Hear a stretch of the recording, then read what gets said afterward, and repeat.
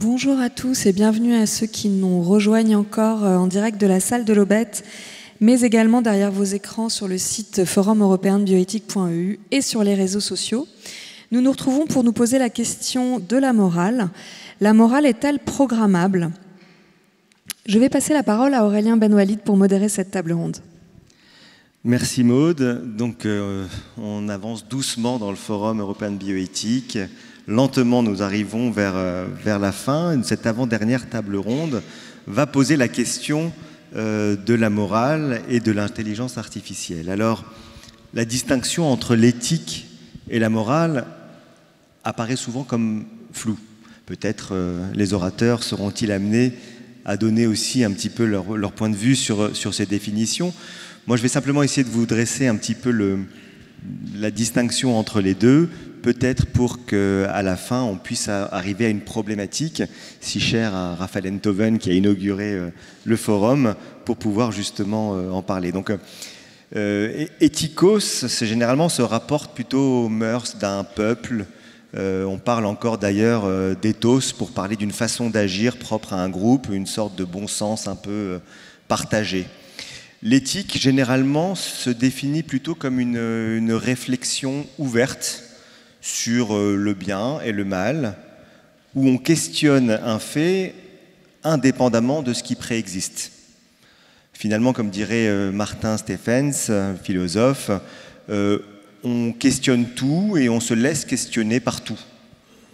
La morale, en revanche, correspond davantage au discours ou à la loi qui explique ou qui oblige ce qu'on peut faire et ce qu'on ne peut pas faire.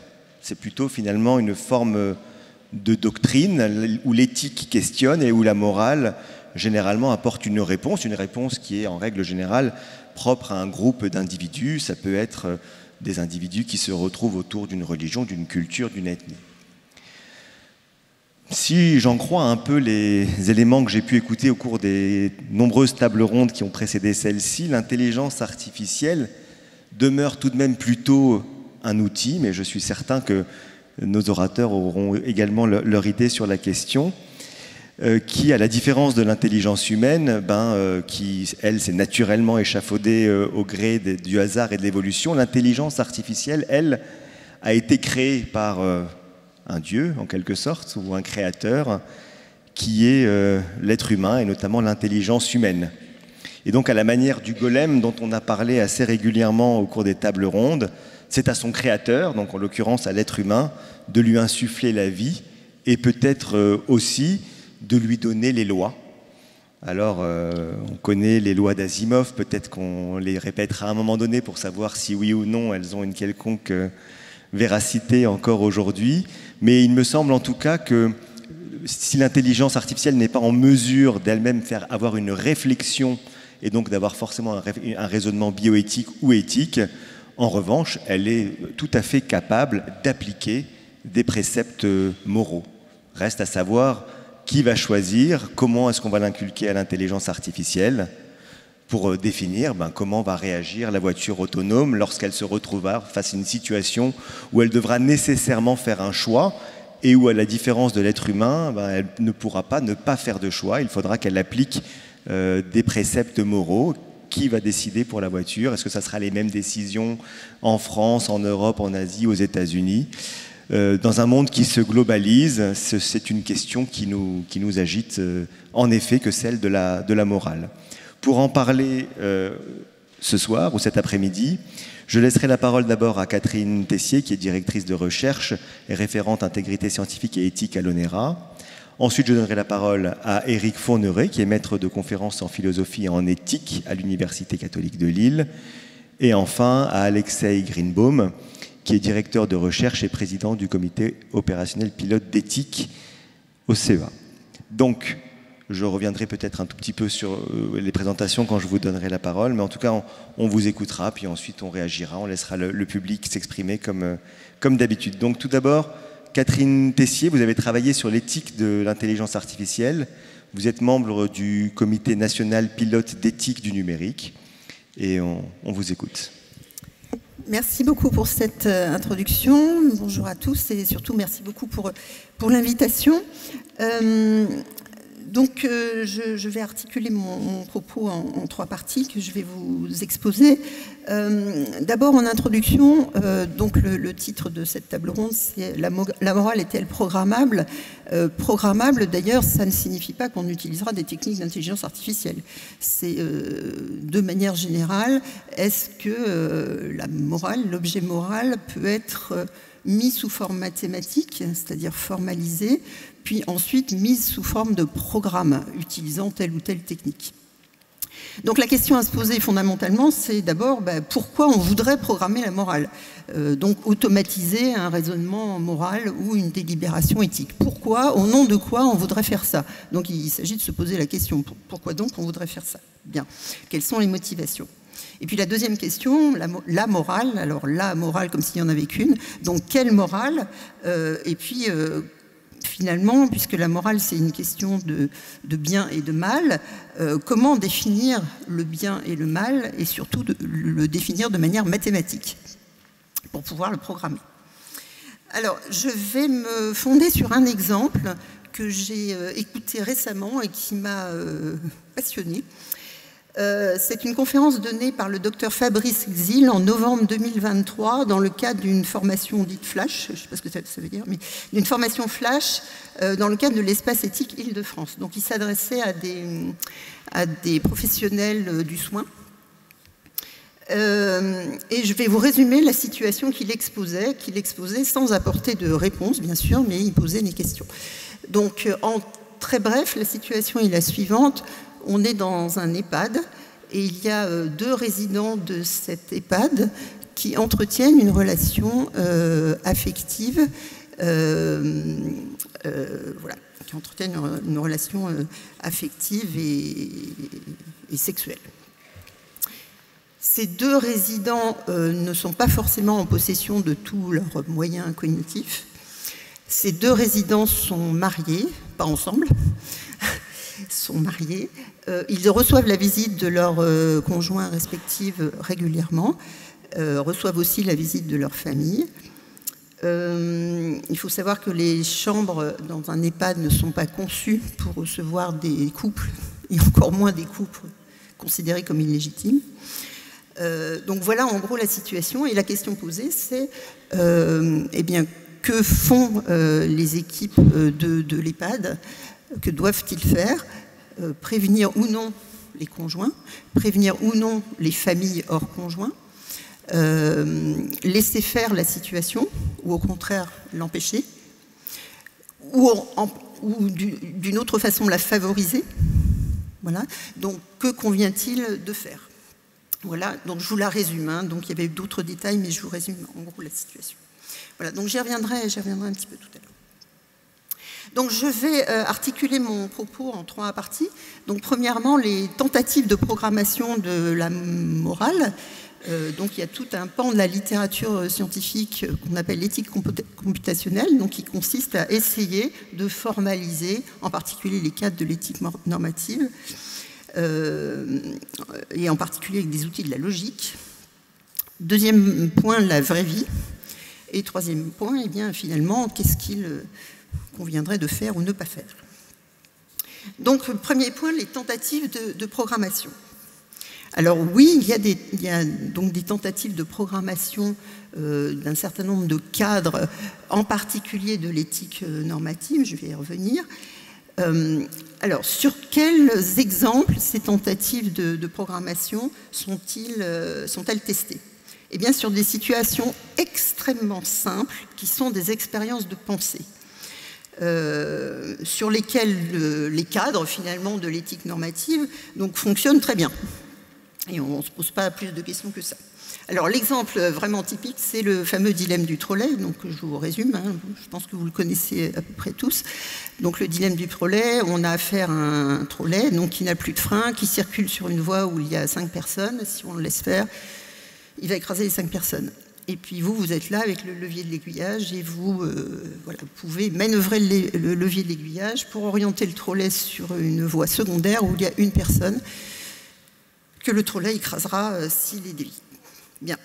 Donc là, beaucoup de travaux en éthique computationnelle prennent cet exemple ou des variantes de cet exemple pour tester leur formalisation. Et quels cadres sont testés? Essentiellement 3. Donc le cadre conséquentialiste, c'est-à-dire qu'on va s'intéresser aux conséquences de l'action.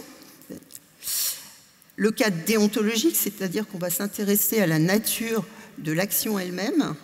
Est-ce qu'elle respecte ou non certains principes?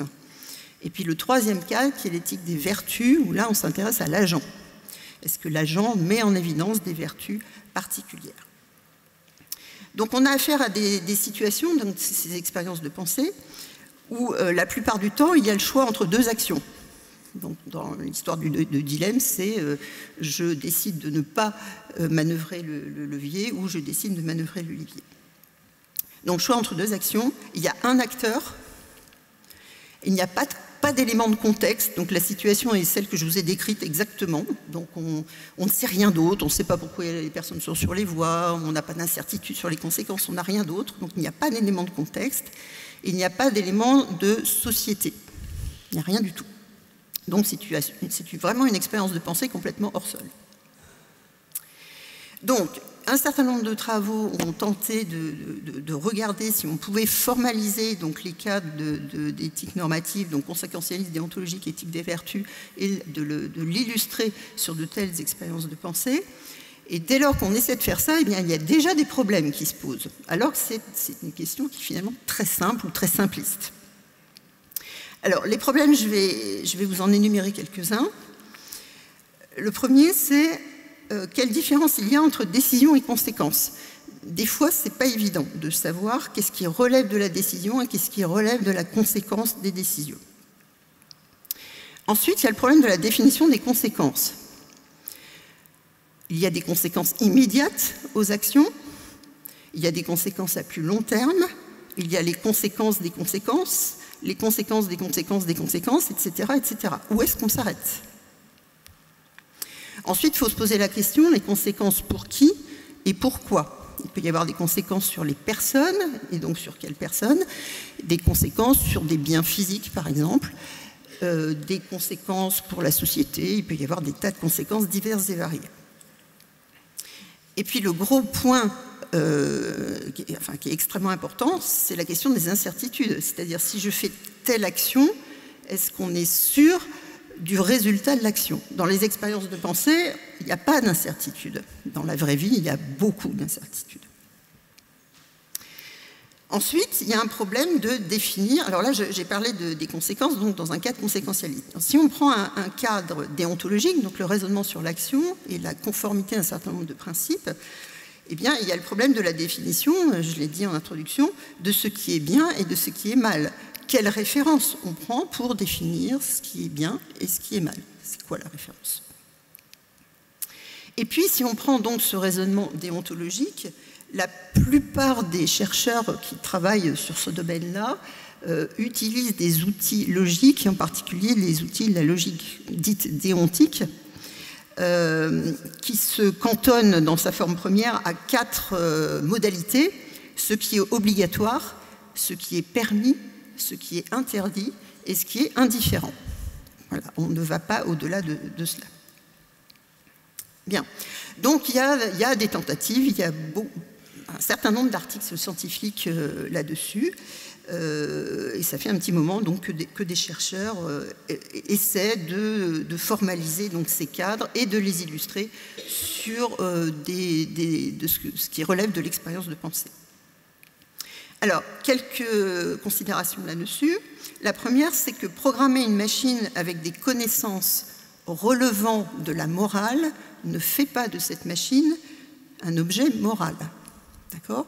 Donc on programme avec des connaissances relevant de la morale, ça reste une machine qui a des connaissances relevant de la morale, très bien, mais ce n'est pas pour autant que ça devient un agent moral. Ça, c'est une première chose. Ensuite, l'expertise du chercheur ou de l'ingénieur pour programmer cette machine avec des connaissances donc, relevant de la morale, donc cette expertise est très différente de celle d'une autorité morale, de quelqu'un qui effectivement déciderait en fonction de principes moraux. Ensuite, l'autre question qu'on peut poser, c'est quel est le sens du résultat fourni par la machine, puisque c'est les résultats d'un calcul, et donc quel sens finalement, du point de vue moral, cela a-t-il? Et puis le dernier point très important, extrêmement important, c'est que tout cela, ça ne peut pas se généraliser à des situations réelles. Donc ce qui m'amènera au deuxième point. Alors je reprends ce que vous aviez dit en introduction sur le véhicule que nous appelons de préférence le véhicule à conduite automatisée. Donc les histoires de dilemmes de style trolley pour les véhicules à conduite automatisée, nous en avions réfléchi dans le cadre du comité d'éthique du numérique. Y a plusieurs choses à dire. C'est que, encore une fois, les situations type dilemme du trolley, ce sont des expériences de pensée. Ça n'est pas la vraie vie. Donc, pour qu'un véhicule dans la vraie vie se retrouve dans une telle situation, c'est assez peu probable, d'une part. Et deuxièmement, ça ne se résoudra pas comme ça en essayant de programmer des choses. Et si tant est qu'on puisse essayer de programmer des règles, de toute façon, il faudra un contrôle démocratique sur ces règles. Donc, Alexei en parlera peut-être tout à l'heure, on peut prôner dans ce cas-là le tirage au sort, par exemple. On peut aussi prôner le fait de ne pas traiter la question. Donc moi, je viens du milieu aéronautique. Dans le milieu aéronautique, on n'envisage pas toutes les situations qui pourraient se passer, de cas bizarres, d'accidents probables, etc. C'est pas vrai. On ne fait pas la liste de tout ce qui pourrait se passer. D'ailleurs, ça serait extrêmement compliqué d'avoir toute la combinatoire possible des événements. Donc il y a un certain nombre d'événements qu'on n'a pas prévus, pas envisagés. Et donc le système homme-machine va réagir d'une certaine façon qu'on n'a pas forcément prévu. Bien, donc ça c'était le premier point sur les tentatives de programmation. Alors le deuxième point, c'est la vraie vie. Donc on va revenir à notre situation d'EHPAD et de résidents qui entretiennent une relation. Donc la première chose, c'est il faut décrire la situation aussi précisément que possible. Donc dans le trolley, c'était facile, il n'y avait pas de contexte, il n'y avait pas de société, il n'y avait pas d'incertitude, il n'y avait rien du tout. Donc là, la situation de l'EHPAD, je vous l'ai décrite, mais peut-être qu'il y a des choses qui manquent dans cette situation. Peut-être qu'on a des incertitudes sur cette situation. Par exemple, est-ce que les mariages respectifs des uns et des autres continuent à être un véritable mariage, ou est-ce que les gens finalement vivent leur vie chacun de leur côté? On n'en sait rien. Voilà, il y a un certain nombre d'incertitudes. Donc, décrire la situation aussi précisément que possible. Et puis, deuxièmement, il faut la qualifier, cette situation. Finalement, est-ce que c'est une situation morale? C'est-à-dire, est-ce que ça implique des valeurs? Et si oui, quelles sont les valeurs en jeu? Et puis, est-ce qu'il y a éventuellement des conflits entre ces valeurs? Et puis, s'il y a des conflits entre ces valeurs, est-ce qu'on arrive à une situation qui implique un ou plusieurs dilemmes entre ces valeurs? Donc je rappelle qu'une situation de dilemme, c'est une situation où, quelle que soit la décision que l'on prend, eh bien, elle va enfreindre des valeurs. Bon. Donc dans la vraie vie, et c'est le cas de la situation de l'EHPAD, là, on a des situations qui sont extrêmement complexes. Et donc, les éléments sont beaucoup plus subtils que dans le cas des expériences de pensée. Ça va beaucoup plus loin qu'une question de vie ou de mort, ou de blanc ou noir, etc. etc. C'est beaucoup plus subtil et beaucoup plus complexe que ça. Donc ensuite, il faut identifier, une fois qu'on a décrit la situation précisément, qu'on l'a qualifiée, il faut poser sur la table quelles questions se posent finalement vis-à-vis de cette situation. Donc, que faire vis-à-vis de cette situation? Et surtout, l'argumenter, le que faire, c'est-à-dire au nom de quels arguments on va faire ou ne pas faire un certain nombre de choses. Sachant que ne pas faire, c'est aussi faire. Hein, ne pas décider, c'est aussi décider. Il faut identifier quelles personnes sont concernées. Donc là, j'ai parlé des résidents eux-mêmes, de leurs conjoints, de leur famille, mais il y a aussi le personnel à l'intérieur de l'EHPAD. Il y a l'équipe dirigeante de l'EHPAD. Voilà, il y a un certain nombre de personnes qui sont concernées et qui vont être affectées par les décisions qui seront prises. Il y a tout un contexte donc à prendre en compte. qui ici est un contexte institutionnel, un contexte culturel, suivant les cultures on ne réagira pas forcément de la même façon, qui est un contexte social, qui est un contexte aussi légal. Donc la première chose à regarder, c'est que disent les textes, finalement, vis-à-vis éventuellement de cette situation. Une autre question, c'est qu'est-ce qu'on ne sait pas de la situation ? Alors c'est difficile de décrire sur le papier ce qu'on ne sait pas, mais il faut essayer de voir, voilà, il y a des trous dans la situation, il y a des choses qu'on ne sait pas. Donc il y a aussi des incertitudes, donc, comme je l'ai dit tout à l'heure. Donc ensuite, une fois qu'on a bien posé la situation, décrit la plus précisément possible la situation, identifier les trous dans la situation, caractériser la situation, est-ce que c'est une situation morale, est-ce qu'il y a des dilemmes, ensuite, on va essayer de trouver des réponses à cette situation. Alors, pour trouver des réponses, ce qu'on vient de faire, c'est de poser le cadre moral. Ah oui, mais finalement, il n'y a pas un cadre moral, il y en a plusieurs. Et qui, éventuellement, vont aboutir à des décisions contradictoires. Donc, dans la situation présente, et c'est ainsi que le présentait M. Xil, ben, il y a plein de cadres moraux que l'on peut invoquer. Donc, il y a l'éthique normative que je vous ai décrite tout à l'heure, donc conséquentialisme, déontologie, éthique des vertus. Mais il y a aussi les principes de bioéthique, donc l'autonomie en particulier des résidents concernés, le principe de bienfaisance et son contraire, la non-malfaisance, et le principe de justice. C'est-à-dire, si on traite d'une certaine façon ces deux résidents-là, ben, il faudra évidemment traiter de la même façon les autres résidents placés dans la même situation. On peut aussi raisonner selon un cadre bénéfice-risque, et suivant les personnes concernées, évidemment, les bénéfices pour les uns ne seront pas forcément les mêmes que les autres, pour les autres.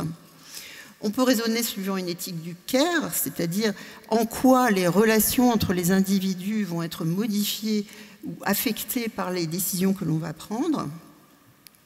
Il y a bien sûr une éthique de la responsabilité, c'est-à-dire les gens qui vont prendre des décisions ou ne pas les prendre vont être responsables, en particulier des conséquences que cela va produire. Et puis aussi, on peut invoquer, je l'ai déjà dit, les textes existants, donc les textes légaux, bien sûr, mais aussi d'autres références que peuvent être le règlement intérieur, par exemple, de l'EHPAD, des chartes qu'il peut y avoir, etc. etc. Bien. Alors, tous ces cadres-là, et puis il y en a certainement d'autres, ce qui est intéressant, c'est qu'ils peuvent avoir des significations différentes selon les personnes. C'est-à-dire que les personnes peuvent s'approprier un cadre, l'utiliser, mais la personne d'à côté prenant le même cadre imaginera des choses différentes avec ce même cadre. Donc, signification différente de ces cadres selon les personnes. La deuxième chose, c'est qu'en fonction du cadre, la réponse ne sera pas la même, et éventuellement les réponses peuvent être contradictoires entre les cadres. Et la troisième chose importante, c'est qu'on ne peut pas comparer les cadres les uns avec les autres, et donc on ne peut pas comparer les réponses qu'ils donnent, que chacun de ces cadres donne. Donc dans cette vraie vie et dans de telles situations, ce qui les caractérise, c'est qu'il y a souvent une multiplicité d'acteurs, contrairement aux expériences de pensée où en général il n'y en a qu'un. Donc multiplicité d'acteurs et de personnes concernées. On a affaire à éventuellement plusieurs décisions à prendre, plusieurs actions à prendre, qui seront à mener conjointement ou successivement. Et puis surtout, le dernier point, c'est que les situations sont toujours originales. La situation que j'ai aujourd'hui, eh bien, ce n'est pas la situation que j'ai eue avant-hier. Et donc, on ne peut pas récupérer le même raisonnement. Bien, donc finalement, le troisième point, est-ce qu'on peut programmer la morale ? Donc, ce qui me semble important de dire, c'est qu'une théorie morale ne donne pas la solution, donc ne dit pas ce qui est bien. Mais en revanche, elle propose un cadre donc, pour réfléchir et faire travailler l'imagination humaine, l'intuition, et la structurer. Donc, ce qui caractérise l'humain, c'est le fait d'avoir de l'imagination, de l'intuition, qui n'est pas fixée, qui n'est pas explicable, hein, quand on a affaire à des experts voilà, qui ont l'habitude de raisonner sur des situations morales, eh bien, ils ont parfois du mal à expliquer pourquoi ils prennent telle ou telle option. Et de plus, cette imagination n'est pas transposable d'une situation à une autre. Et surtout, ce n'est pas transposable sous forme de règles. Donc, si on utilise des systèmes à base de connaissances, ni sous forme de statistiques, si on utilise des systèmes plutôt numériques. De plus, on raisonne souvent avec sa propre expérience de vie, avec ce qu'on a soi-même vécu, donc des situations qui nous concernent directement ou des situations qui concernent autrui. Ensuite, il y a une importance du contexte et ce qu'on sait ou non de la situation.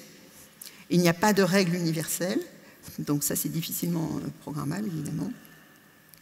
Il s'agit, et ça c'est valable dans le domaine du soin, comme je l'ai évoqué, mais c'est valable aussi dans le domaine militaire par exemple, il s'agit d'apprécier une situation, de l'apprécier. Donc ça c'est très humain, hein, c'est vraiment le sentiment humain, l'intuition humaine, l'imagination humaine qui permet d'apprécier une situation. Et réfléchir en situation demande un effort.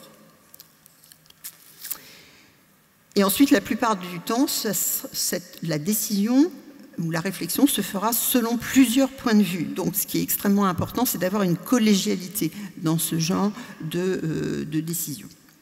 Donc, importance de la délibération éthique et de la conversation, et l'importance surtout de pouvoir penser librement.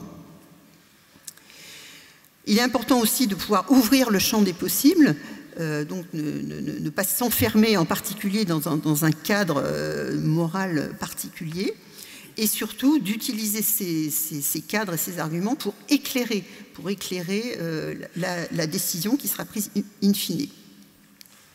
Et tout ça, ça relève d'un processus qui est continu et toujours remis en question.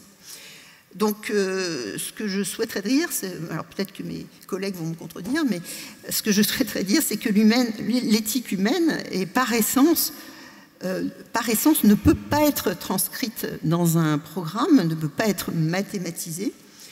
Et si on le faisait, ça signifierait finalement que l'on se passe du raisonnement de la délibération éthique humaine et qu'on substitue à cette délibération humaine autre chose, mais qui n'a rien à voir.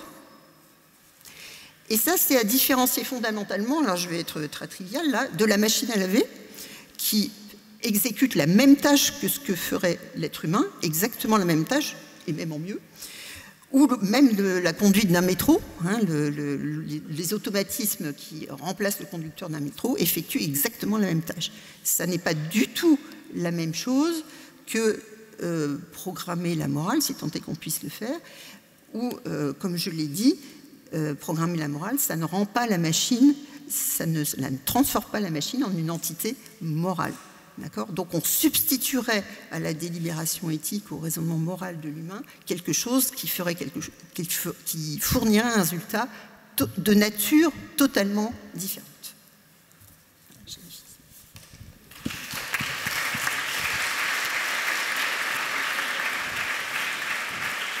Merci Catherine Tessier. Je pense qu'on a compris quel était votre point de vue à la question « La morale est-elle programmable ?» Je vais maintenant laisser la parole à Éric Fourneret. Donc, vous êtes maître de conférence en philosophie en éthique à Lille. Vous êtes spécialisé en philosophie morale de la technique et en éthique médicale. Vous avez notamment travaillé aussi sur les questions d'interface cerveau-machine, sur la question de fin de vie. Donc, nous sommes impatients de vous entendre. Merci, bonjour à tout le monde. Merci pour cette belle invitation. C'est la seconde fois que je viens ici et c'est toujours un plaisir de venir au Forum européen de bioéthique. Alors, je vais faire une réponse de philosophe à cette question, la morale est-elle programmable? Personnellement, je n'en sais rien, là tout de suite, comme ça je casse le suspense immédiatement.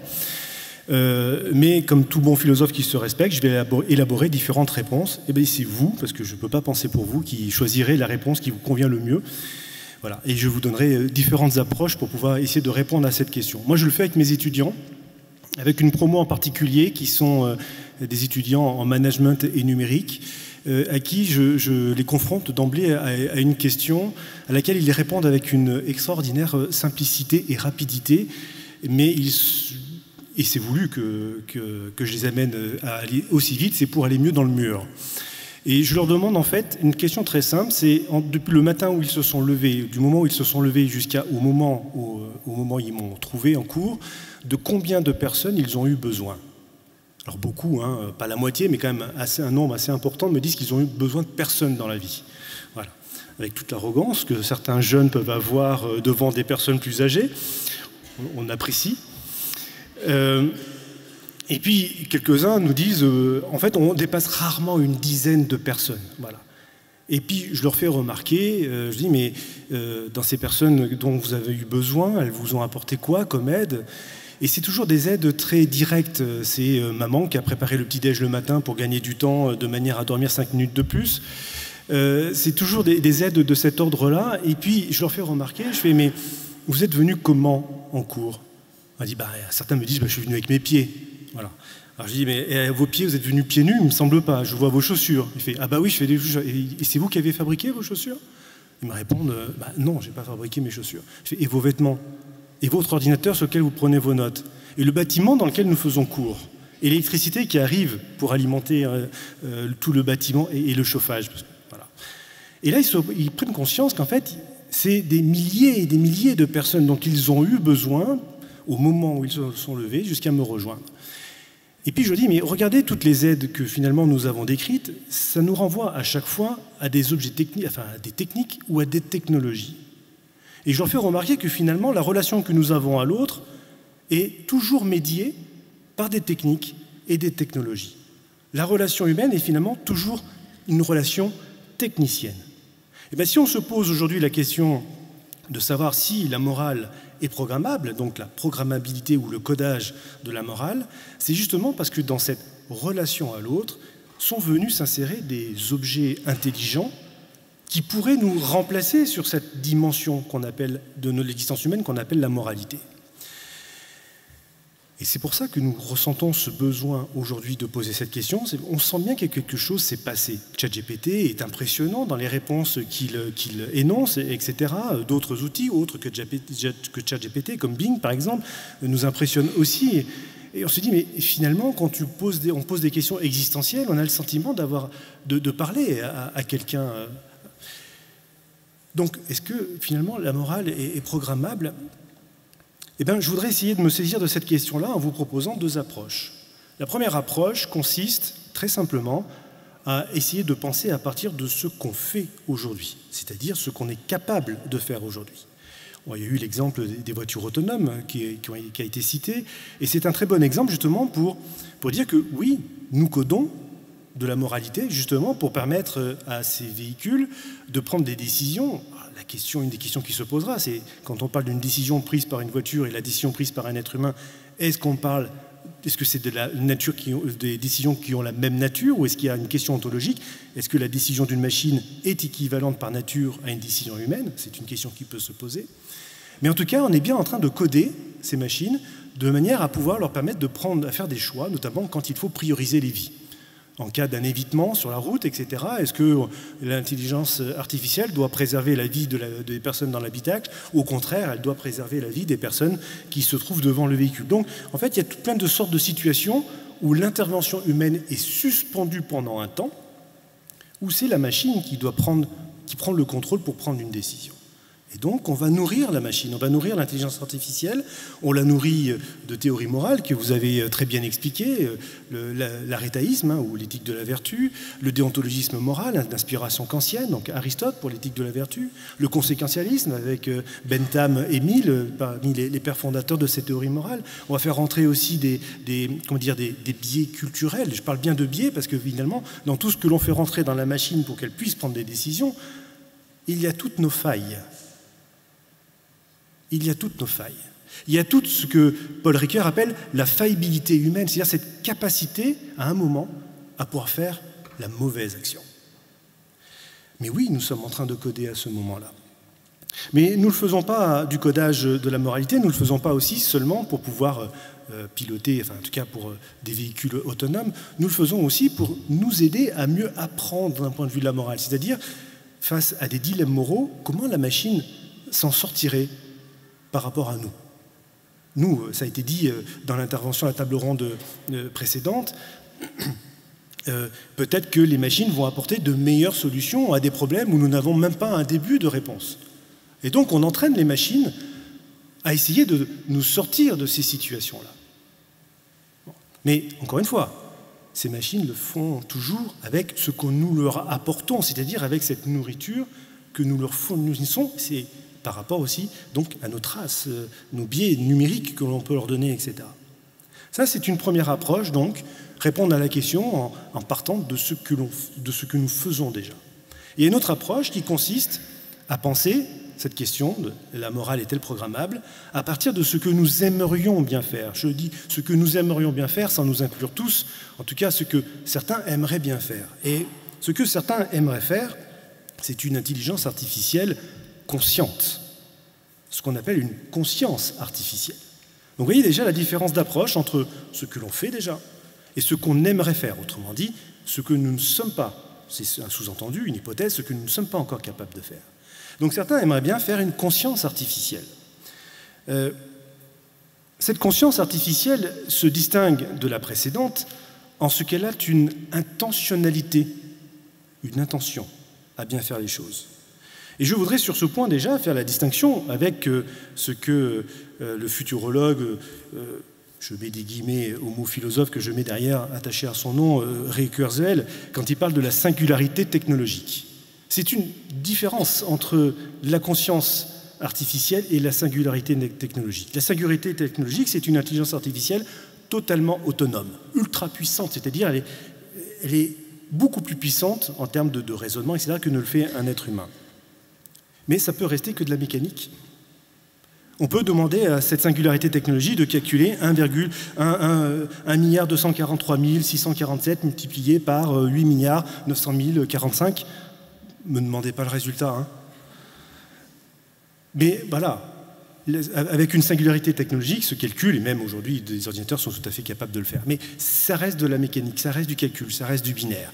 La conscience artificielle, c'est tout autre chose. La conscience artificielle, eh bien, elle a ce petit truc en plus, ce qu'on pourrait appeler l'intentionnalité.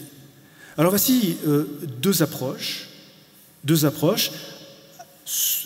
raisonner à partir de ce qu'on fait déjà, et l'autre approche, raisonner à partir de ce qu'on aimerait faire. J'insiste, ce « on » est très général, je sais que beaucoup de personnes ne veulent pas forcément faire une conscience artificielle. Alors quels sont les types de problématiques que l'on a selon la première approche ou la seconde approche? Dans la première approche, la problématique, c'est si nous nous remettons à une intelligence artificielle pour faire de la morale, qu'advient-il de la responsabilité humaine? Nous avons par exemple aux États-Unis, en Belgique, des remises de peine pour des détenus, savoir est-ce que nous devons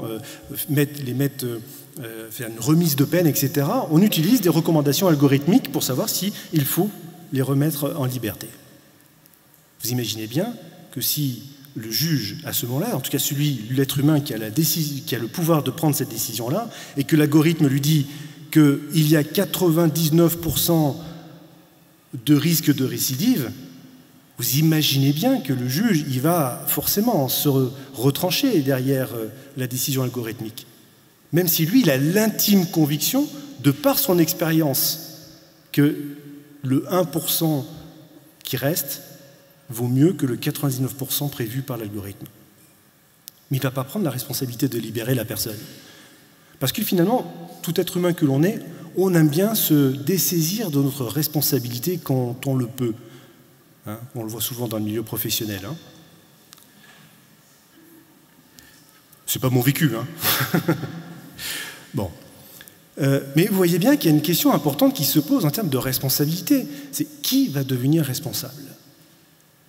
Est-ce que finalement, on ne va pas aboutir à une société sans responsabilité, cette fameuse société des zombies? Mais parce que la responsabilité ne peut pas être endossée par ce type d'intelligence artificielle. parce que ce type d'intelligence artificielle, je l'ai souligné, n'a pas d'intentionnalité. Donc finalement, c'est une société sans responsable. Ce serait très problématique.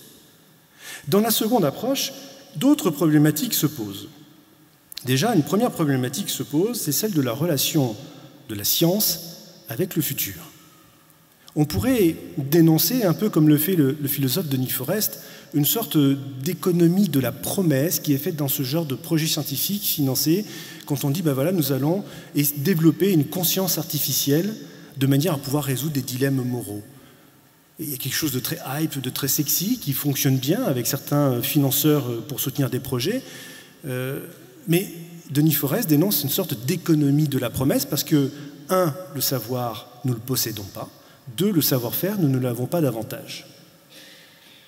Nous avons un exemple qui a duré une dizaine d'années, qui s'appelle le Human Brain Project, qui est un projet européen qui a été financé à plusieurs milliards, justement où on devait modéliser le cerveau humain pour pouvoir reproduire ce que le fonctionnement cérébral humain.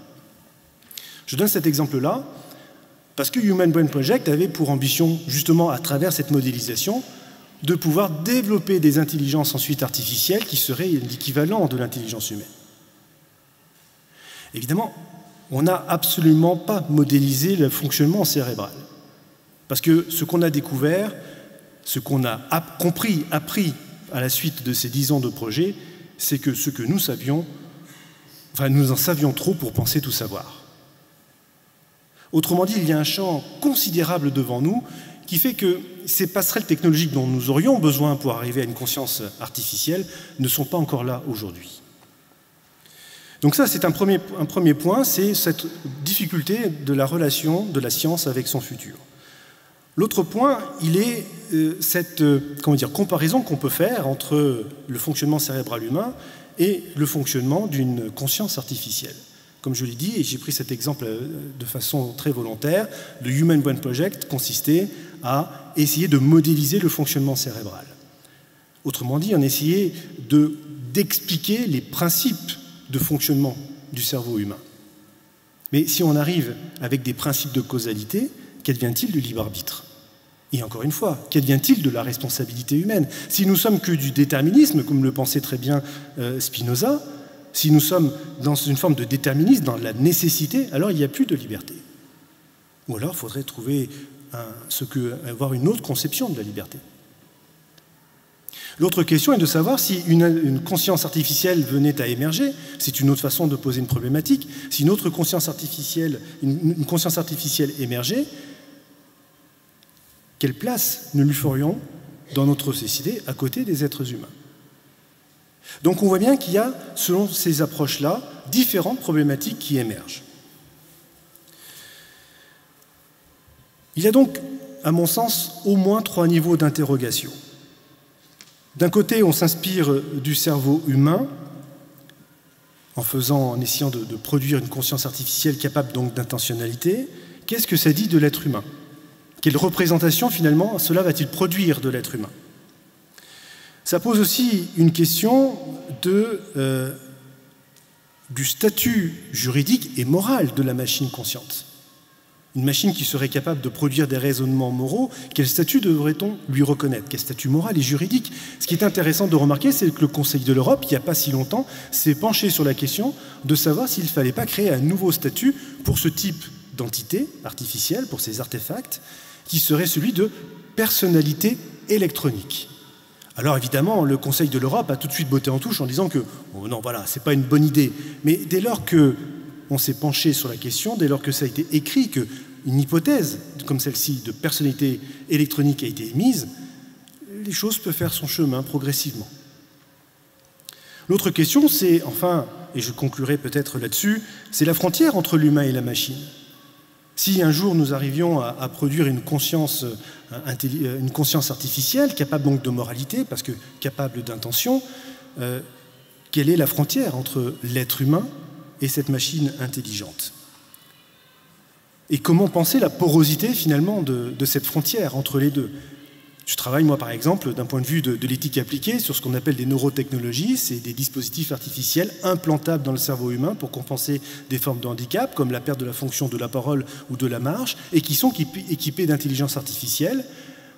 Et certaines intelligences artificielles sont des intelligences artificielles neuromorphiques, c'est-à-dire des intelligences artificielles qui sont capables de simuler des caractéristiques comme la plasticité cérébrale de nos neurones biologiques.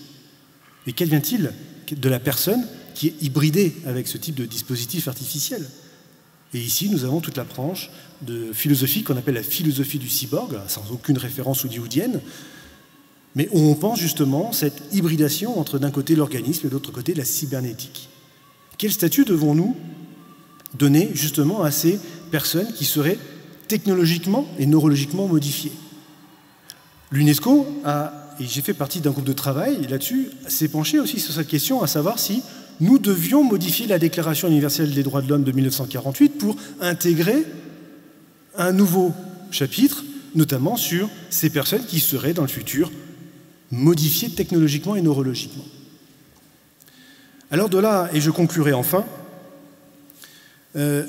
sur l'approche numéro 1 que j'ai énumérée, qui consiste finalement à traiter de l'information, oui, on peut programmer de la morale.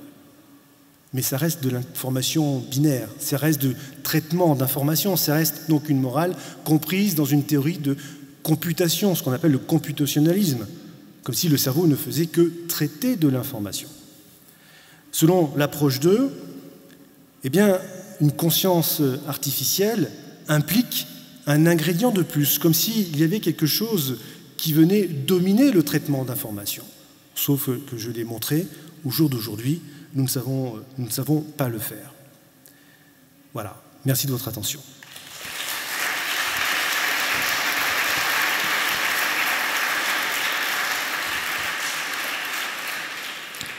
Merci Éric Fourneret. Alexei Greenbaum, tout comme votre prédécesseur, ce n'est pas la première fois qu'on vous accueille au Forum européen de bioéthique. Quand on travaille sur les nanotechnologies, vous écrivez un livre. Quand on travaille sur l'intelligence artificielle, c'est également votre domaine de prédilection. Vous êtes philosophe et physicien. Vous êtes directeur de recherche et président du comité opérationnel pilote d'éthique du numérique, du CEA.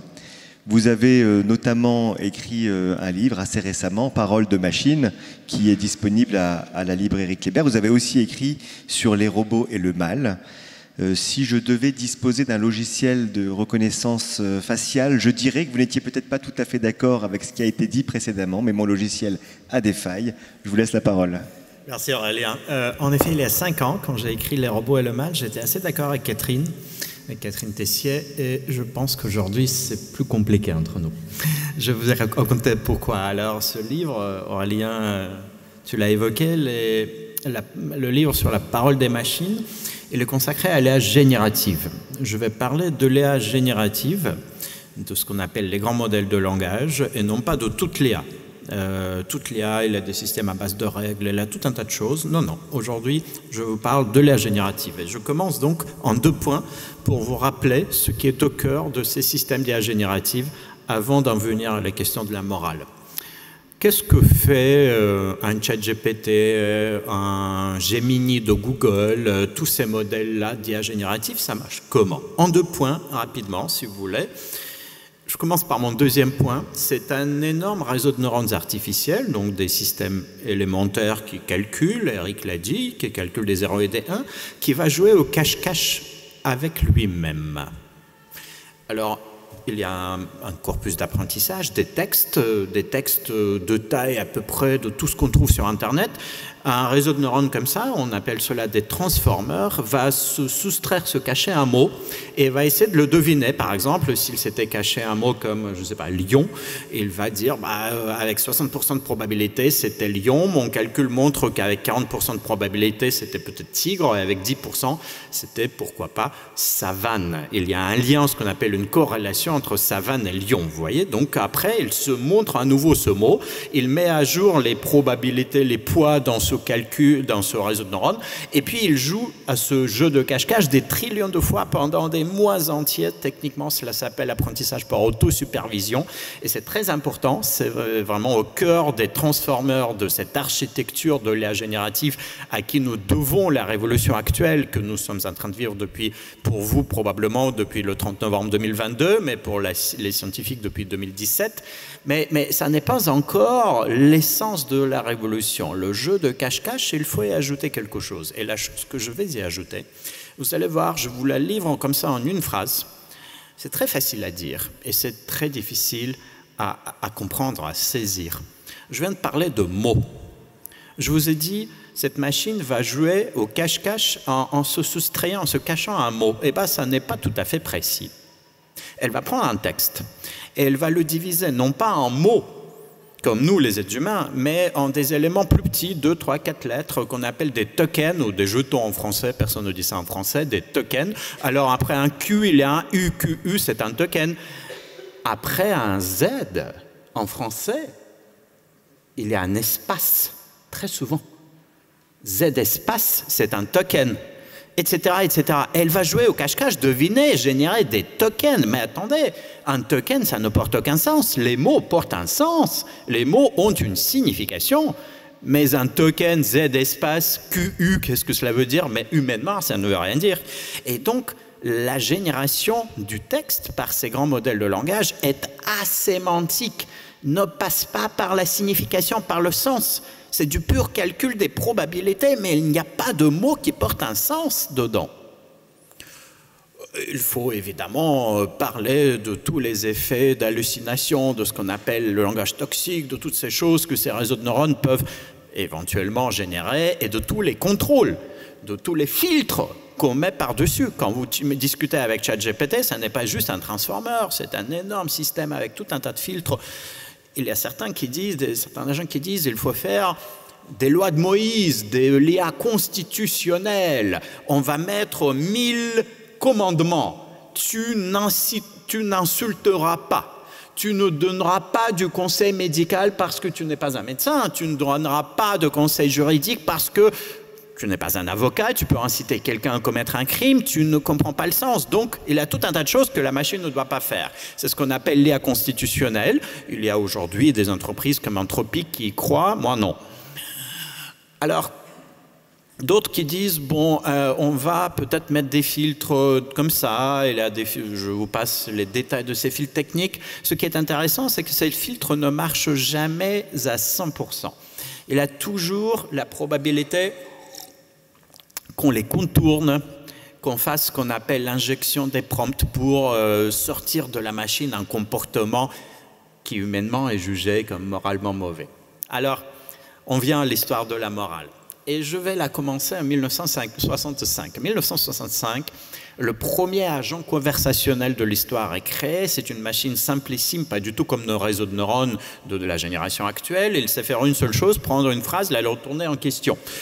Je suis ton frère, tu es mon frère. D'accord? Je suis ton père, tu es mon père. C'est ce que s'est fait cette machine qu'on appelle ELIZA.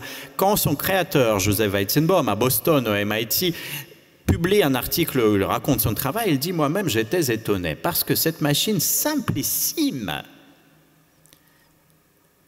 faisait en sorte que l'utilisateur qui discutait avec elle, tout en sachant que c'est une machine, après quelques phrases, commençait à projeter sur elle des états d'âme, des émotions, disait « Tu t'es fâché, tu es contente ».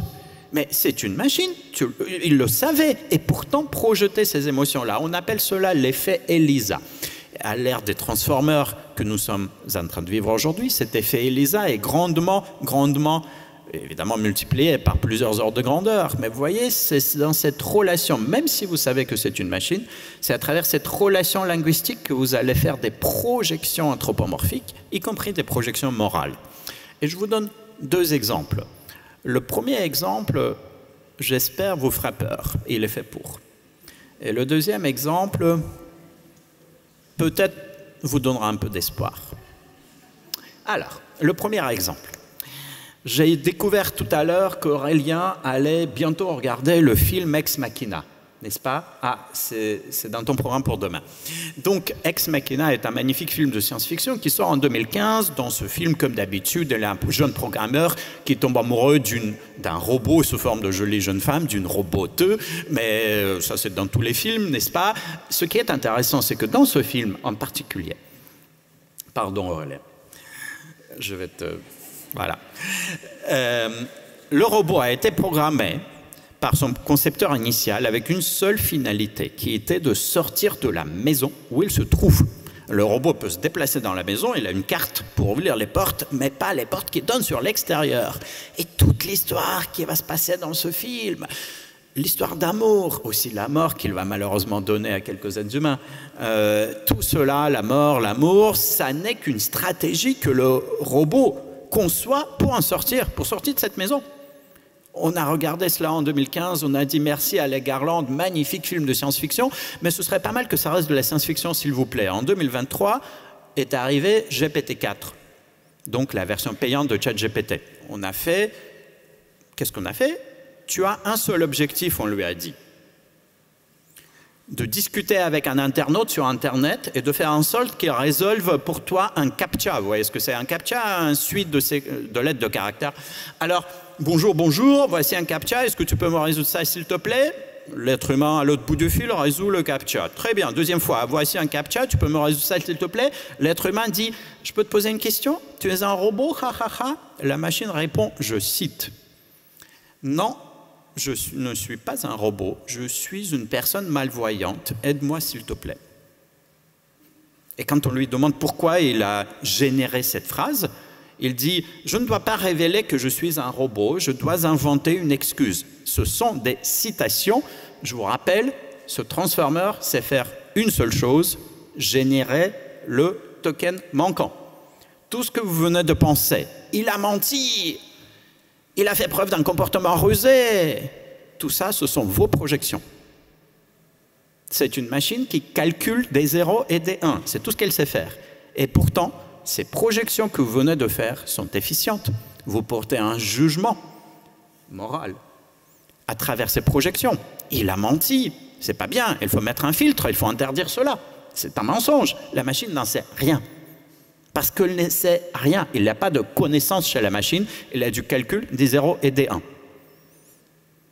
Et vous voyez, même si vous savez bel et bien que cette machine calcule des 0 et des 1, il y a juste des paramètres, 176 milliards de nombres, et bien vous allez quand même projeter un jugement. Vous allez quand même le juger parce que c'est à travers cette relation, et c'est dans cette relation que passe notre contact et que la réalité de cette machine se révèle.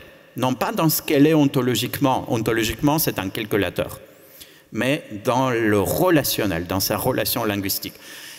Évidemment, c'est inquiétant, n'est-ce pas, l'histoire du mensonge, c'est ce qu'on appelle un comportement émergent. Pourquoi? Aucun programmeur n'avait jamais programmé ça. C'est pour ça que le mot programmeur, Léon, je suis désolé, il est obsolète. On ne programme pas, cela émerge tout seul de l'apprentissage. Personne n'avait jamais programmé le mensonge. Personne n'avait jamais programmé la ruse. La machine l'a appris, on ne sait pas comment. Elle a juste regardé les données et hop, elle fait preuve de ce comportement. Mais personne n'a jamais formé d'intention de lui apprendre ça. Donc ça n'est pas programmé au sens déterministe. C'est un phénomène d'émergence dans un système complexe. Et nous sommes dans un monde où nous construisons volontairement des machines qui nous échappent et qui nous surprennent. Vous voyez ? Nous souhaitons construire des systèmes qui vont nous surprendre. Deuxième exemple. On a dit très souvent que ChatGPT vous parle un peu trop à l'américaine. On a dit trop souvent que quand vous lui parlez en français ou en grec ancien, il vous répond un peu politiquement correctement, etc., etc. On a voulu faire des systèmes plus souverains qui vont être entraînés sur des données où il y aura plus de français, plus de japonais, plus de finlandais ou d'une langue comme cela. Alors ça marche mais pas très bien. Et on n'a pas vraiment compris pourquoi un système qui est entraîné juste sur des données françaises ne parlerait pas tout aussi bien que GPT-4. Bon. Et puis on a fait des travaux. Donc si par exemple vous prenez une langue peu dotée comme le Swahili, vous prenez tout ce qui a été écrit en Swahili, tout le corpus. Vous essayez d'entraîner un transformer sur ce corpus, il ne va pas vraiment générer du Swahili, ça ne va pas être suffisant. Il n'y a pas assez de corpus d'apprentissage. Maintenant, vous prenez ce corpus en Swahili et vous le plongez au sein d'un énorme corpus, des téraoctets, des centaines de téraoctets de textes en anglais, en chinois, en français, tout ce que vous voulez, toutes les langues. Et tout à coup, cette machine va vous parler en Swahili. Et quand on a vu ça, on s'est dit, mais il se passe quelque chose. Moi, je l'appelle l'effet tour de Babel. La machine a appris ce qu'on peut appeler la capacité générale humaine à parler une langue. Et vous ne savez pas ce que c'est. D'accord? Vous ne pouvez pas explicitement dire avec des mots ce qu'est cette capacité-là, ce qu'elle est. Mais elle est quelque part parmi les 200 milliards de nombres. Et où est-ce qu'elle est? Bah, aucune idée. Mais ça marche.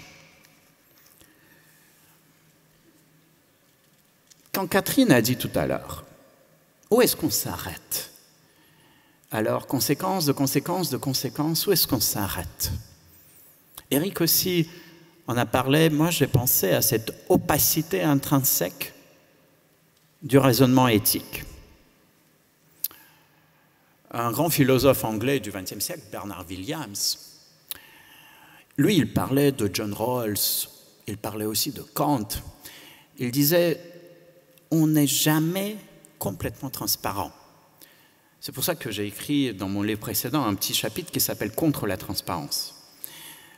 Jamais notre raisonnement, y compris le raisonnement moral, n'est complètement transparent. Il y a toujours un cœur opaque qu'on ne peut pas dire avec des mots.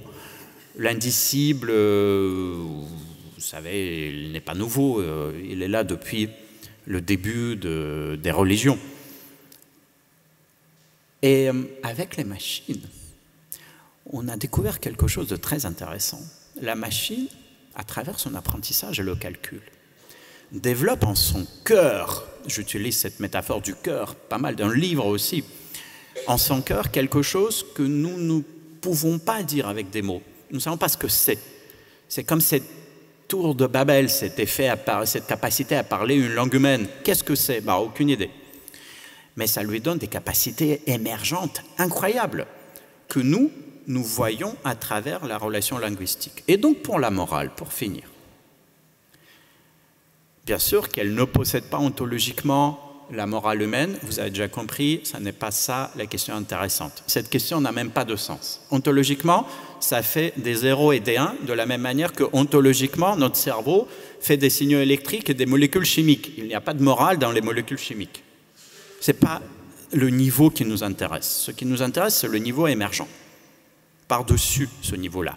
Et ce qui va émerger dans la machine, à travers la relation qu'elle établit avec nous en notre langue, va nous faire une illusion parfaite qu'elle raisonne, qu'elle réfléchit et qu'elle fait des jugements, même si vous savez que c'est une machine qui ne raisonne pas, ne réfléchit pas, n'a pas de conscience, etc. Mais vous allez être dans l'illusion. Et cette illusion, qui plus est, sera efficiente parce qu'elle nous fera un effet. À nous, on va dire « Ah, tu as menti » ou « Ah, merci, tu nous as donné une bonne information » ou « Tu nous as aidés », etc., etc. Mais le cœur opaque qui est au fondement, derrière ce raisonnement, eh bien dans la machine, ce sera ce cœur opaque non humain, pas du tout le nôtre. Cette morale, elle existe à travers l'illusion que la machine nous fait, mais c'est une morale non humaine, inhumaine. Et comment va-t-on interagir avec ces machines qui sont des agents moraux par projection et de manière non humaine? C'est la grande question qu'on ne va pas résoudre aujourd'hui parce qu'on va la résoudre en discutant pendant des années et des années avec ces machines. Et pour finir, la question posée par Eric, ici, devient très importante, mais je vais la changer un peu. La machine est un agent moral par projection avec une morale non humaine par projection. Mais y a-t-il de la responsabilité non humaine? Qu'est-ce que cela veut dire dans notre monde? Et ça, quand j'ai écrit le livre précédent, Les robots et le mal, j'étais assez sûr qu'il fallait supprimer, il fallait surtout éviter cette discussion sur la responsabilité non humaine. J'en suis moins sûr aujourd'hui, parce que je mesure la force du cœur opaque non humain et de ce qui peut en émerger. Il peut en émerger des choses à la fois fascinantes et inquiétantes, et je pense que nous ne sommes qu'au début de ce chemin où nous allons en découvrir encore. Merci.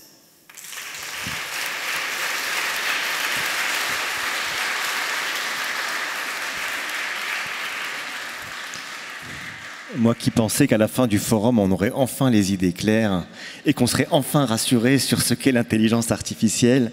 Merci Alexei Greenbaum. Je vais peut-être laisser aux membres de la table ronde le soin de pouvoir réagir à ce qui a été dit. Catherine Tessier, je vous redonne un peu la parole.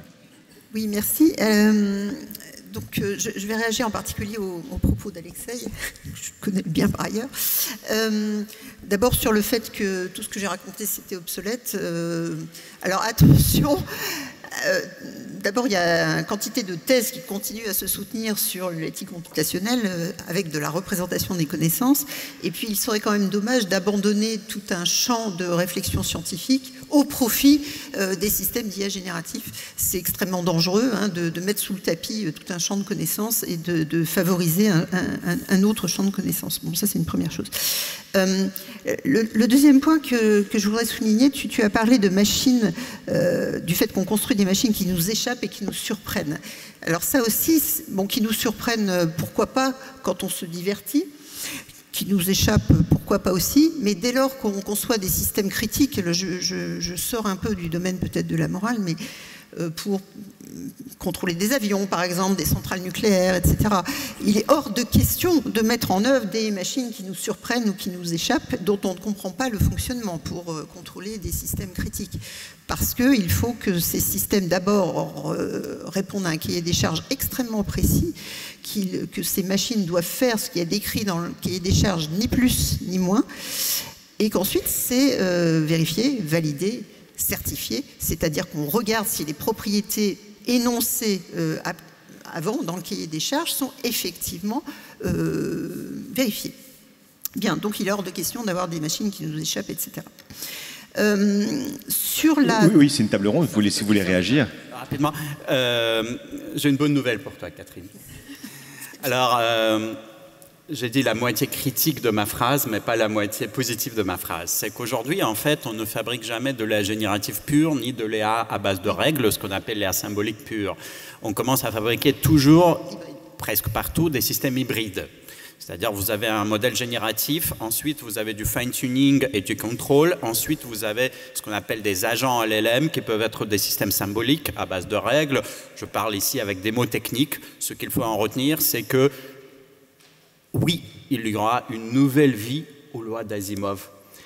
Il y a 5 ans, on était d'accord, toi et moi, en disant les lois d'Asimov, vous ne pouvez pas les spécifier de manière programmable dans une machine. Bah, aujourd'hui, vous pouvez spécifier des règles, même en langue naturelle, les donner sous forme de règles et voir ce que la machine va faire. Est-ce qu'elle va se conformer ou pas?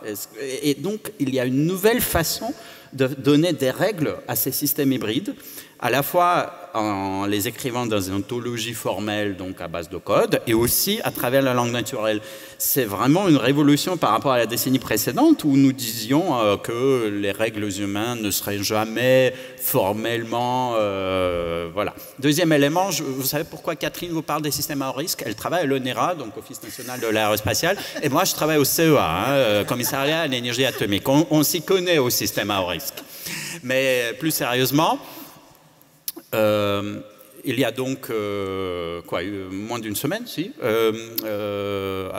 l'Union européenne, à l'échelle du Conseil donc des États membres de l'Union européenne, a enfin voté une loi qui va passer devant le Parlement de Strasbourg au mois d'avril, ici même, j'imagine. Et cette loi s'appelle l'IA Act, la loi sur l'intelligence artificielle. Ça a pris 3 ans, on a été très lent. 3 ans dans le monde de l'intelligence artificielle, c'est comme entre la Grèce antique et nous. Et bah oui, ça va très vite. Hein. Et donc, cette loi va, pour la première fois, introduire en Europe une catégorisation des systèmes d'IA.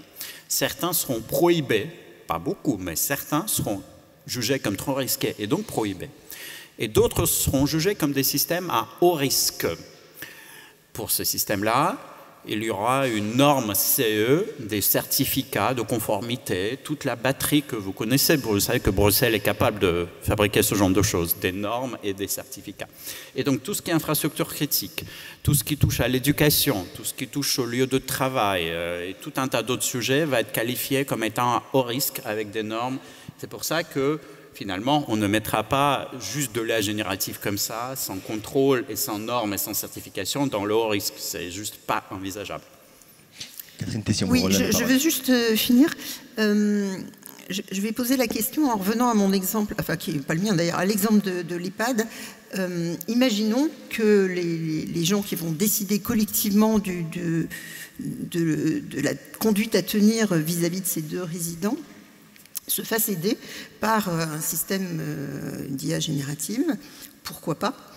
Mais la question qu'on doit se poser, c'est la question de l'autonomie de décision de ces gens. On sait très bien que l'être humain se fait influencer par les résultats que produit une machine. C'est-à-dire que son jugement va être orienté par les résultats de la machine. Et donc ça va le brider d'une certaine façon, lui réduire son champ des possibles par rapport à toute l'imagination humaine qui pourrait inventer d'autres solutions. Donc on doit quand même se poser la question de, et cela dans toutes les situations, en quoi le système d'aide, s'il est utilisé comme ça, et on peut imaginer qu'il soit utilisé comme ça, le système d'aide éventuellement à la décision dans un contexte moral, peut brider donc ces décisions, et en quoi donc la responsabilité des gens, puisqu'on a dit que pour l'instant la responsabilité était essentiellement humaine, en quoi donc la responsabilité humaine est affectée par le fait que l'autonomie elle-même est affectée par les résultats de la machine. Donc ça, je pense que c'est une question fondamentale à se poser si on en revient aux situations réelles et bien terre à terre. Éric Fourneret, puis on donnera la parole au public après. Non, je voudrais revenir moi sur la notion d'explicabilité qui a été soulevée à plusieurs reprises. Et c'est vrai qu'on reproche souvent à la machine intelligente, en tout cas à l'intelligence artificielle, de ne pas nous fournir totalement l'explication de ces raisonnements, etc. Mais finalement, nous, humains, nous sommes assez peu capables aussi d'apporter les explications de ce que nous faisons. C'est les travaux de Benjamin Libet qui a mis en évidence cela, avec ce qu'il a appelé la théorie de l'interprète. En fait, quand nous justifions nos actions ou nos décisions, quand nous les expliquons, ce n'est qu'une partie immergée de l'iceberg des quantités, enfin des informations que notre cerveau a traitées. Et finalement, c'est toujours des explications qui sont très lacunaires. Et donc, finalement, mais moi, ce que je trouve assez frappant, j'ai du mal à expliquer pourquoi encore aujourd'hui, c'est que nous pardonnons assez peu à la machine les failles que nous excusons assez facilement chez l'homme. Autrement dit, la machine n'arrive pas à apporter une explication et tout de suite on la condamne. On va dire qu'elle n'est pas optimale, qu'elle manque d'efficacité. En revanche, nous vivons assez bien avec nos faiblesses. Quand je dis assez bien, c'est-à-dire que nous sommes des êtres profondément de mauvaise foi quand nous ne faisons pas bien les choses et que nous trouvons toujours des excuses pour expliquer pourquoi nous les avons faites mal. Et en fait, notre cerveau a traité plein de quantités d'informations dont nous n'avons pas eu conscience. Et en fait, nous ne sommes pas plus capables d'expliquer que ne l'est la machine. Vous savez pourquoi? Parce que Adam a mangé de la pomme, mais les anges n'ont pas mangé de la pomme. C'est moi qui est à l'université catholique. Ouais. Et donc, oui, avec les êtres humains qui sont faillibles, mais responsables, n'ont pas du tout le même statut que les agents non humains dont on attend la perfection, comme des anges et des machines, n'est-ce pas? Et faire une projection entre les deux, pour moi, ça n'a aucun sens. Non, mais bien sûr que ce que nous attendons des êtres humains, les exigences, le jugement par rapport à un être humain, c'est pas du tout pareil qu'avec une machine. C'est pour ça que les expériences de type comment se conduirait une voiture autonome, se conduirait-elle dans telle et telle situation, alors voyons comment se comportent les êtres humains. Mais non, ça n'a rien à voir. C'est pas du tout ça la question. Et maintenant, place aux questions du public.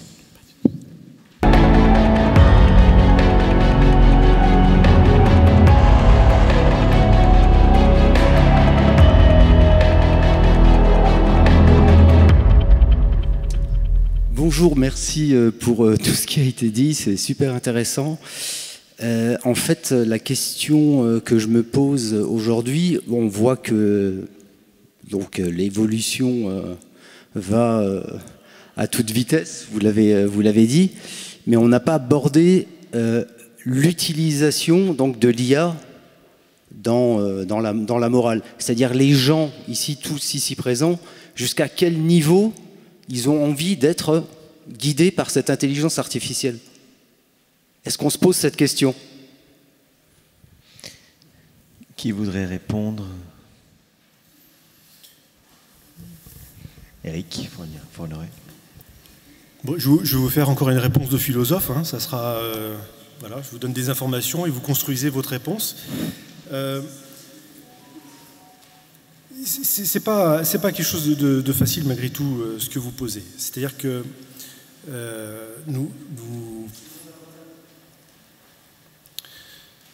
c'est fondamental en quoi?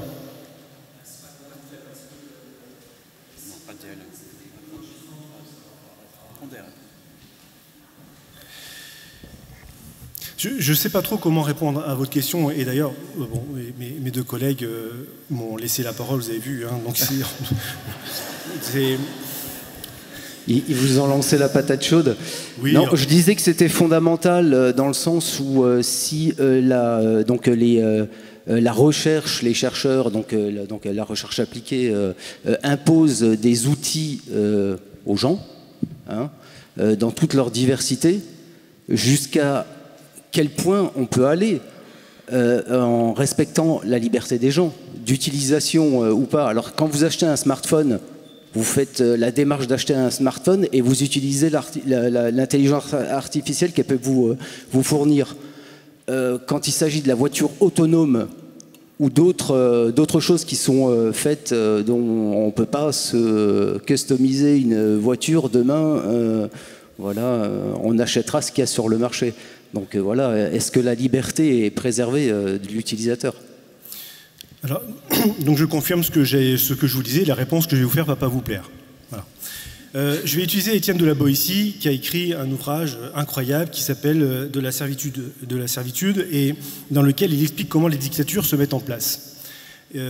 Dans le mécanisme des dictatures, il y a un point qui est extrêmement important, c'est que vous avez des générations qui ont connu le moment de la liberté et qui ont vu arriver le dictateur, etc. Donc elles ont connu le moment avant et elles ont connu le moment après, c'est-à-dire le moment avec la liberté et le moment sans la liberté, privé de liberté. Et donc ces personnes-là connaissent un autre monde que le monde de la dictature. Elles se révoltent contre cela. Étienne de la Boétie, c'est qu'il explique, c'est que les enfants qui sont nés après la mise en place de la dictature, eux, n'ont connu que la dictature. Donc on va arrêter cet exemple-là, c'est-à-dire extrême, pour revenir à l'intelligence artificielle. Et moi, je le vois avec mes étudiants, quand je leur pose la question de savoir est-ce qu'ils sont gênés que, par exemple, leur smartphone écoute un peu, enregistre un peu leur conversation pour pouvoir aider la recherche sur Google, etc. Quand je leur demande est-ce que vous êtes gênés par les prouesses de ChatGPT 4, de Bing, etc. Mais je m'adresse à des enfants qui sont nés dans ces technologies-là. Autant moi je peux être embarrassé parce que ça me demande un effort d'adaptation, autant pour eux, ils sont nés à l'intérieur de cet environnement-là. Moi j'ai eu du mal à passer des francs à l'euro au début, mais moi mes enfants ils jonglent avec l'euro sans problème. Donc vous voyez bien, en fait, la réponse que je fais à votre question, c'est plutôt, et pour ça que ça ne va pas vous plaire, c'est que je vous réponds à votre question par une question, c'est comment vont percevoir les générations futures, c'est entre guillemets, ce que vous considérez comme des pertes de liberté, est-ce qu'eux vont véritablement le vivre comme des pertes de liberté? C'est pas si sûr que ça.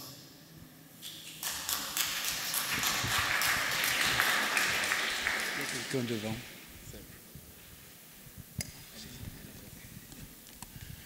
Oui, bonjour, merci beaucoup de toutes ces pistes de réflexion tellement intéressantes. Mais donc, je me suis quand même posé tout au long de vos descriptions plusieurs questions. Alors, la première, si j'ai bien compris, Madame Catherine Tessier, si j'ai bien compris, la meilleure définition que vous avez donnée de la morale, c'est que c'est quelque chose qui nous invite à nous poser des questions. Et pour beaucoup de gens, c'est les emmerdements absolus. Et alors après, chez Alexei Greenbaum, vous avez évoqué le fait que finalement, la morale, c'est la projection qu'on peut faire chez un individu dans une machine des principes qui guident son comportement. Ça, c'est vrai, c'est une projection qu'on fait. Et après, alors, la morale personnelle, qu'est-ce que c'est? C'est un arrangement permanent. C'est pas la peine d'avoir beaucoup côtoyé les êtres humains pour s'apercevoir qu'ils ont tous une manière de penser et de parler et une manière d'agir. Il il y a très peu de relations chez la plupart d'entre nous entre ce que nous disons vouloir, ce que nous disons penser, ce que nous affichons et ce que nous faisons. Il y a un divorce permanent. Et donc, du coup, la question que je pose, c'est que vous vous êtes penché en effet sur la question posée pour votre table ronde, mais est-ce qu'il ne serait pas intéressant de se poser avant une question préliminaire? Avons-nous besoin de la morale?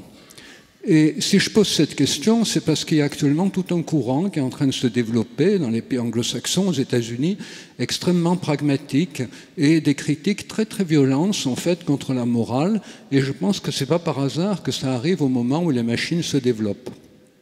Et ce courant, notamment, fait, par rapport au dilemme du trolley, par exemple, il y a des études qui ont été faites sur le fonctionnement mental des personnes qui décident d'en tuer une pour en épargner 6, ou des personnes qui décident de ne rien faire pour en tuer 6, quand même, laisser tuer 6.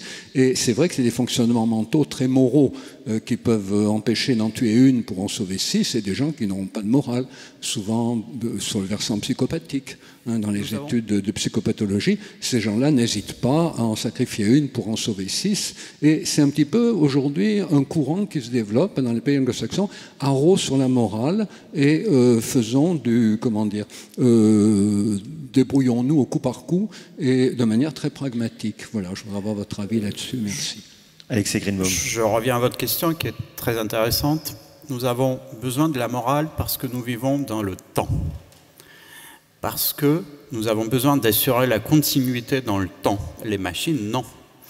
Ce qui est très intéressant et très différent dans le monde des machines, c'est que c'est très éphémère. Elles vous génèrent un texte, 2 secondes plus tard, et elles vous en génèrent un autre qui peut être orthogonal, le premier, qui peut être complètement différent du premier. Nous avons, nous, besoin de faire dans notre vie humaine ces projections qui durent dans le temps. Je sais qu'Aurélien est quelqu'un de gentil. Il sera toujours gentil dans 1 heure et aussi demain. Mais pour les machines, il n'y a pas de notion même de temps d'histoire. Cela n'existe pas, le temps d'histoire humaine pour les machines. Il n'y a que du texte. Elle a appris des choses avec du texte. Donc elle sait générer des phrases qui contiennent les mots comme temps ou comme heure, jour, gentil. Mais il n'y a pas de temps parce que la machine ne vit pas dans notre temps d'histoire.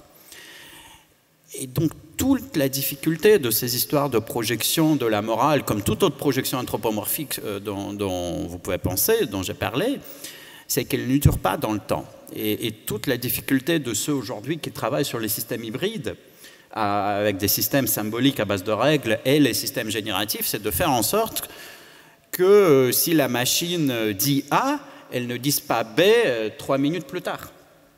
Sachant que la machine ne comprend pas ce que ça veut dire A et B. D'accord? Donc c'est compliqué.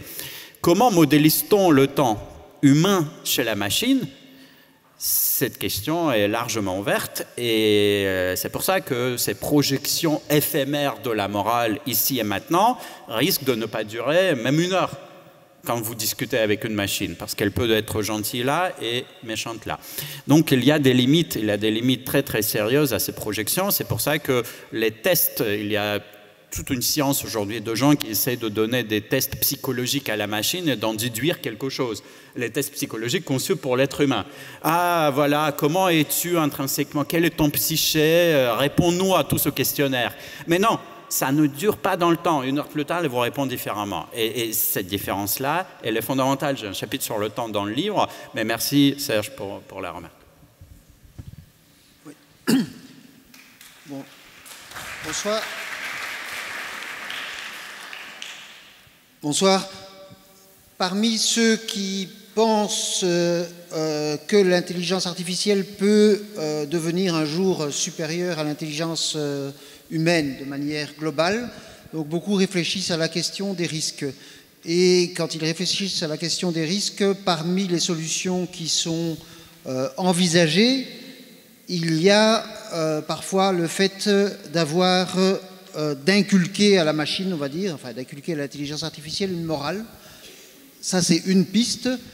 Et puis, une autre piste, c'est des règles simples, on va dire, et matérielles. Les deux sont, à mon avis, incompatibles.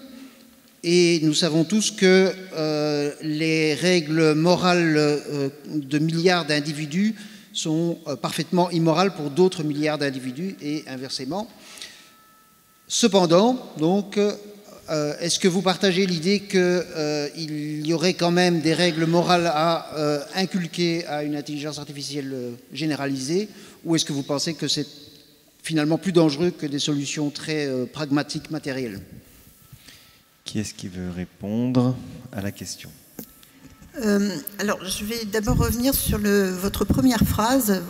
Vous avez dit des systèmes d'intelligence artificielle qui seraient beaucoup plus intelligents que l'être humain. Alors, d'abord, encore une fois, l'intelligence artificielle, c'est pas une intelligence qui serait artificielle, c'est une discipline scientifique, et donc le mot intelligent ne s'applique normalement pas aux machines, et l'intelligence humaine est difficile à définir. Par contre, les performances des machines sont depuis longtemps largement supérieures à celles des humains sur certaines tâches. L'automatisation des métiers à tisser, la machine à laver que je citais tout à l'heure, etc., etc. Et actuellement, donc la fouille massive de données pour découvrir des structures chimiques ou des choses comme ça en sciences, évidemment, un cerveau humain n'est pas capable même de l'appréhender. Donc c'est déjà le cas. Les performances n'ont rien à voir, mais c'est parce qu'on n'a encore une fois pas affaire à la même entité. Alors, les histoires de règles morales, mais je les ai évoquées lors de mon exposé, hein, c'est-à-dire quelles règles morales, comme vous l'avez dit fort justement, elles dépendent des cultures, du contexte, de la société et de la situation. Elles sont interprétées. Hein, quand l'être humain parle de règles morales, l'être humain les interprète dans une situation, un peu comme disait Serge, suivant ce qu'il arrange, dans la situation en question. Donc, quelles règles mettre en œuvre, comment, sous quelle forme, et comme le dit justement Alexei, de toute façon, la machine, si on se concentre sur les systèmes d'IA générative, elle ne répondra pas plusieurs fois la même chose si on la sollicite par la même question.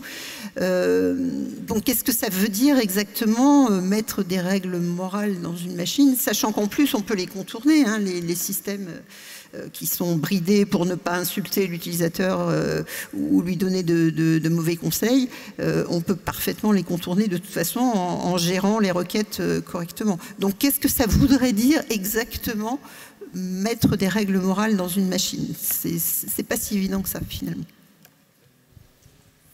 Merci infiniment. Donc j'ai des multiples questions qui se bousculent, alors je vais essayer d'être très très courte.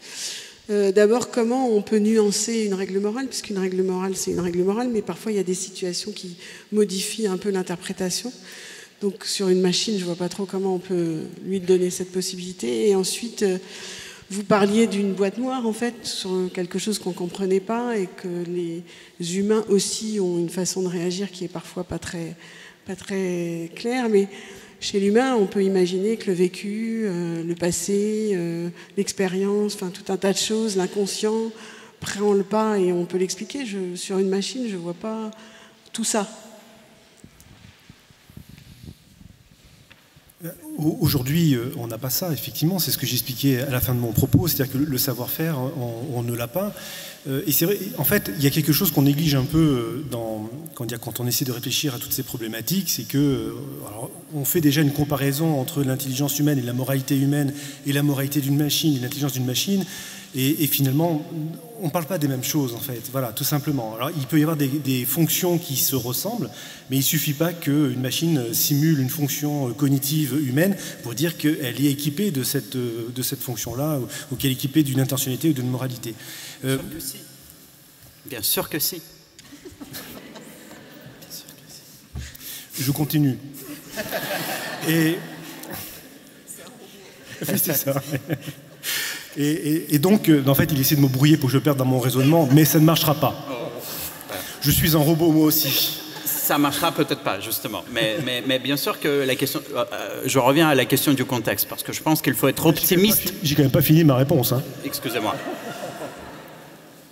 Ça s'appelle l'agentivité. Et donc, ce que je voulais dire, c'est ce qu'on néglige un petit peu, c'est que nous, notre moralité, entre guillemets, enfin, l'être humain, c'est une évolution de la vie de 3,8 milliards.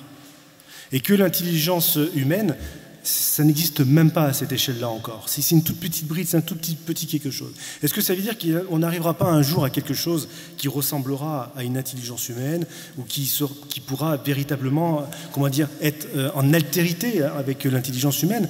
Pourquoi pas? Regardez, on aurait pris Léonard de Vinci pour un fou quand il a fait les croquis de la machine volante.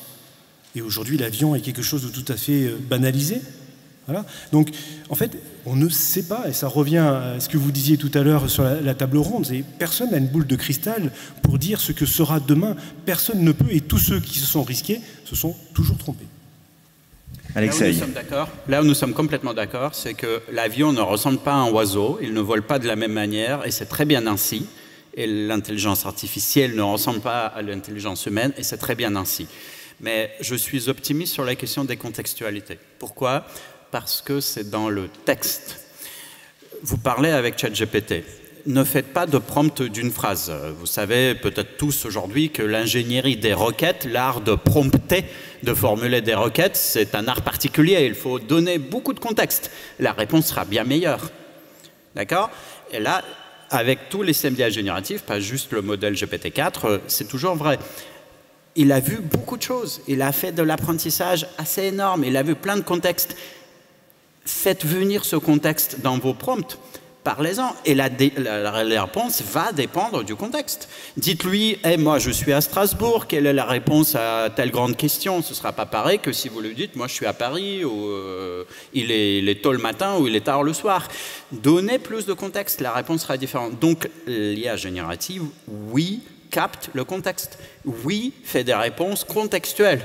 Mais il ne faut juste pas être économe quand vous formulez des prompts. Il faut vraiment raconter plein de choses autour. Le contexte viendra.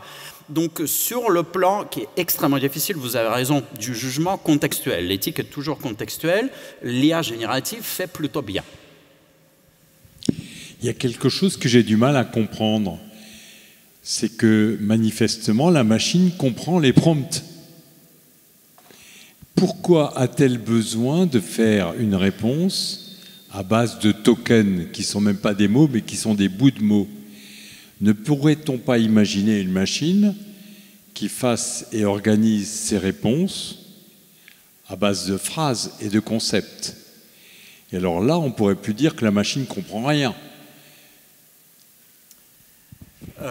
Pour vous amener à renier la première phrase que vous avez prononcée, vous avez dit manifestement la machine comprend les prompts. Non. Mais le cheminement commence avec Thomas Hobbes.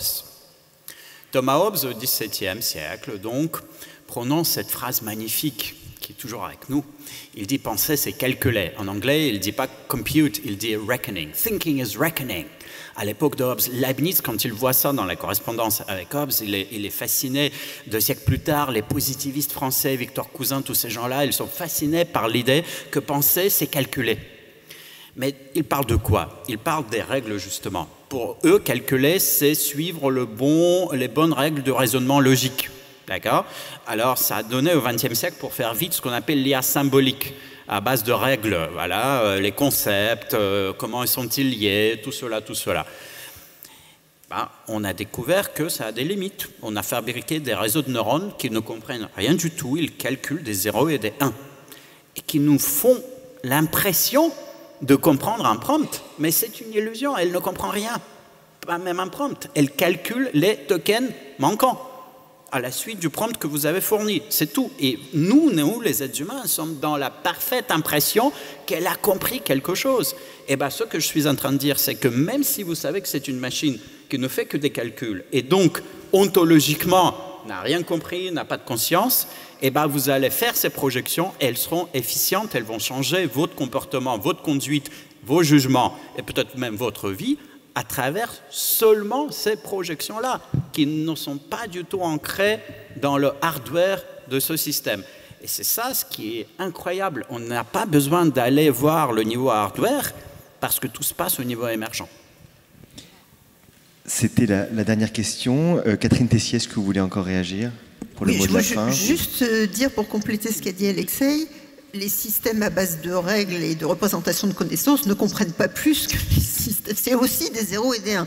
Donc on est toujours sur des réseaux, sur des 0 et des 1 à partir du moment où on parle d'informatique et de programmation. Éric Fourneret. Oui, enfin, juste un dernier mot, et ça va rejoindre votre passion pour les ovnis.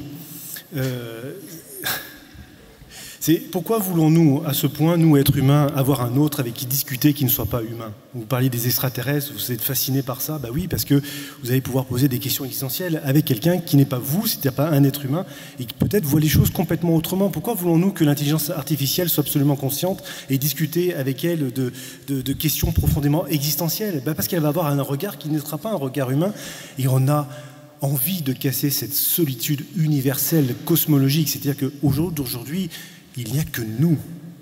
Il n'y a que nous. Et ça, cette solitude-là, dans l'univers, elle devient un peu pesante. Et peut-être qu'on a envie, justement, à un moment, ne plus être tout seul. Je garde.